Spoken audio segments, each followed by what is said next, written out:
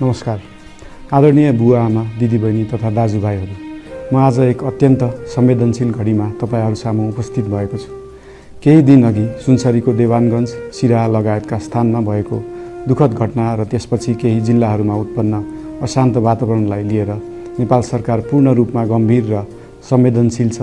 यस दुःखद घटनामा परि निधन हुनुभएका हाम्रा नागरिकहरू जयप्रकाश मेहता, ओम प्रकाश मेहता र गणेश यादवप्रति म भावपूर्ण श्रद्धाञ्जली अर्पण गर्दछु।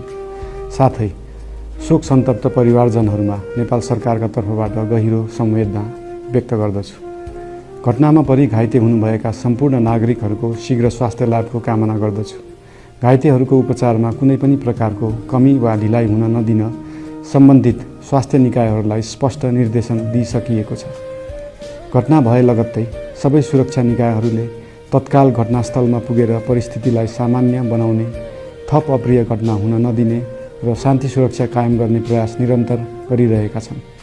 घटनाको निष्पक्ष छानबिन गरी दोषीलाई कडा कानुनी कारबाही गर्न गृह मन्त्रालयले छानबिन समिति गठन गरिसकेको छ।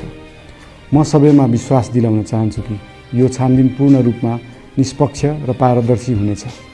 घटनामा संलग्न दोषी जो कोही भए पनि कानुनी दायरामा ल्याउन सरकार प्रतिबद्ध छ।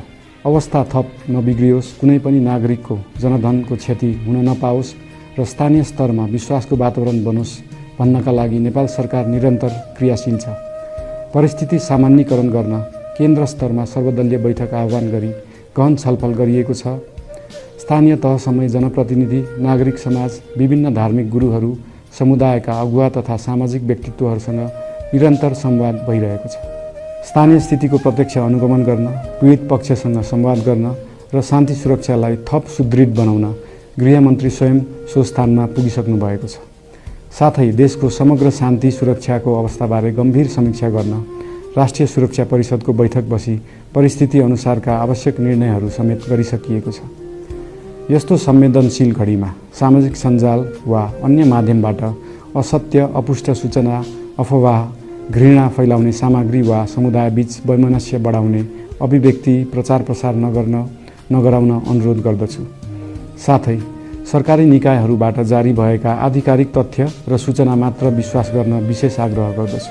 प्रत्येक नागरिकको जीवधनको रक्षा गर्नु, सामाजिक सद्भाव जोगाउनु र समाजमा शान्ति कायम राख्नु राज्यको सर्वोच्च र प्राथमिक दायित्व हो। आगामी दिनमा पनि राज्य थप सतर्क र संवेदनशील रहनेछ। प्रत्येक नागरिकको जीवन सुरक्षाका लागि सरकारका सम्पूर्ण संयन्त्रहरू अहोरात्र खटिनेछन्।